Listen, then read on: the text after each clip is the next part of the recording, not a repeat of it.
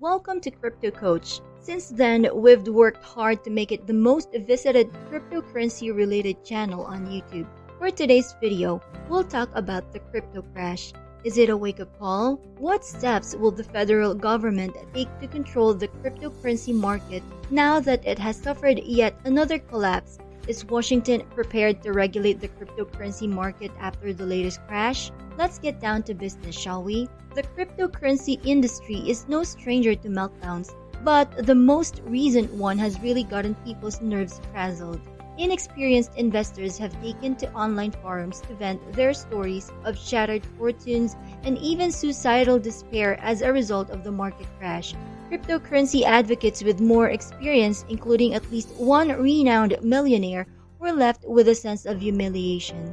The collapse of the stablecoin Terra USD that occurred a month ago resulted in the loss of around $40 billion in investor cash. Nevertheless, there has been very little or no accountability as of yet. Even though stablecoins are intended to be less susceptible to large price movements, thus the name, Terra had a dramatic decline in a relatively short period of time. The crypto community, which is always online, has known for some time that the truth revealed by the Terra episode will be made public. For every digital currency that has lasting value, such as Bitcoin, there have been hundreds of failed or worthless currencies in crypto's brief history. As a result, Terra became the community's latest shitcoin, which is a phrase used to characterize coins that have fallen into oblivion and are no longer widely used. After taking a rather hands-off approach toward cryptocurrency, it would appear that Washington has reached its breaking point. Other members of Congress are exploring more restricted legislation,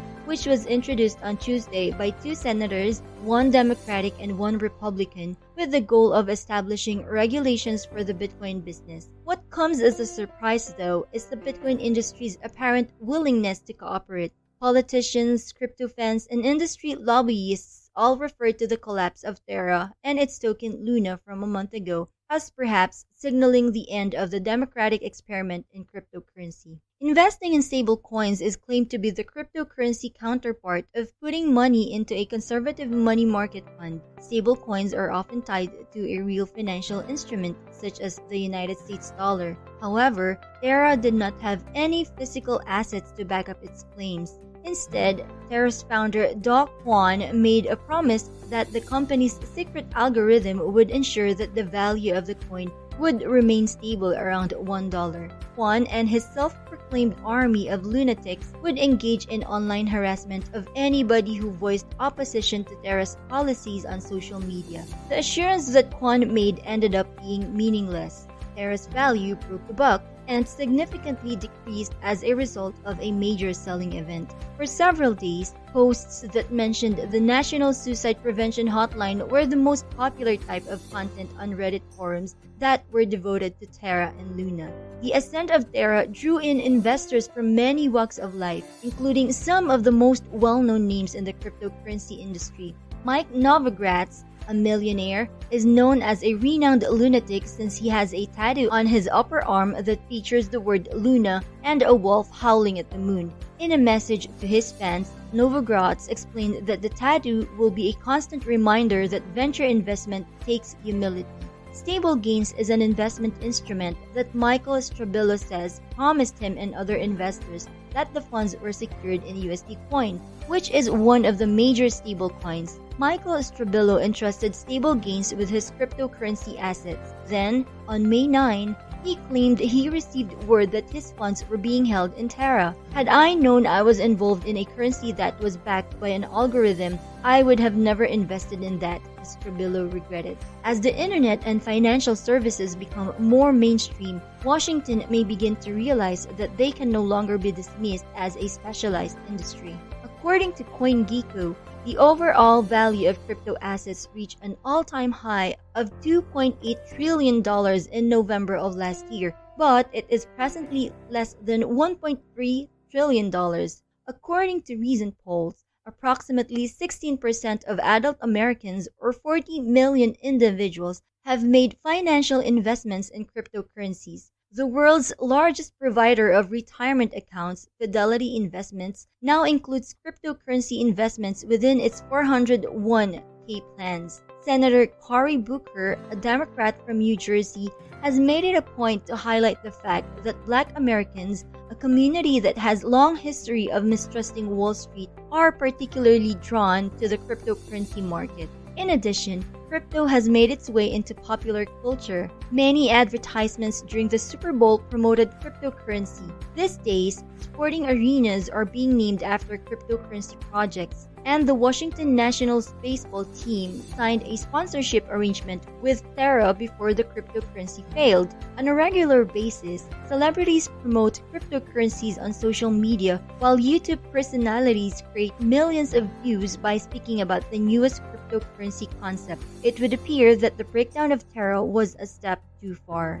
Earlier this week, Senator Kirsten Gillibrand, Democrat of New York, and Senator Cynthia Lummis, Republican of Wyoming, suggested a framework to begin regulating the industry that would involve giving the Commodity Futures Trading Commission complete regulatory power over cryptocurrencies like Bitcoin and amending the tax code to incorporate crypto. Stablecoins would also be completely regulated for the first time under this plan. Biden administration's working group on financial markets compiled a 22-page study in November of last year, in which they called on Congress to establish legislation that would regulate stablecoins. One of the recommendations is making it obligatory for stablecoin issuers to convert themselves into banks that keep enough cash reserves. During a meeting of a House committee in May, Treasury Secretary Janet Yellen voiced support for stablecoin regulation by stating that we really need a regulatory framework to guard against risks. In addition, the cryptocurrency sector, which is known for its liberal views and deep-seated suspicion of Washington, seems to be on board with this idea as well. I do think this is a bit of a wake-up call. A lot of people were taken aback by Terra's failure, according to Perian Boring, founder of the Chamber of Digital Commerce and one of the most influential advocates for the cryptocurrency business. Other crypto lobbying groups, including the Association for Digital Asset Markets, have stated that they are in favor of the measure that Lummis and Gillibrand have proposed. Entities that issue stablecoins, often used as a bridge between traditional finance and the crypto world, are required to be transparent about the assets backing them and be as liquid as any other instrument playing a key role in finance, according to one concept that appears to be gaining traction in Washington. Senator Pat Toomey, a Republican from Pennsylvania, is in the process of circulating a separate bill that would require stablecoin providers to have an operating license, strictly limit the types of asset they hold to support those stablecoins, and be subject to routine auditing to ensure that they are operating within the law. Toomey, who has referred to Terra as a debacle, stated in an interview that the failure of Terra made it even more vital for the government of the United States to construct some safeguards around stablecoins. On the Senate Banking Committee, Toomey is considered the most prominent Republican member.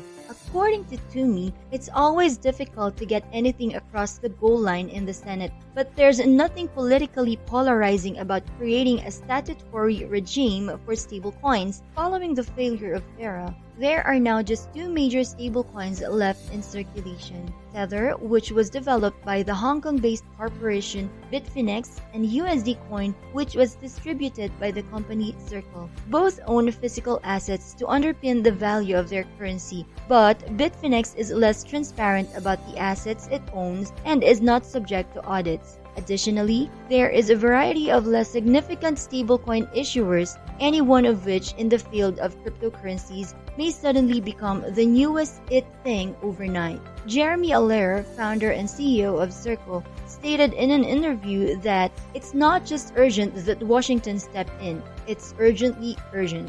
That's about all in this video. Anyway, thanks so much for watching. Please support our channel by clicking like and subscribe if you haven't already. I hope to see you in our next video.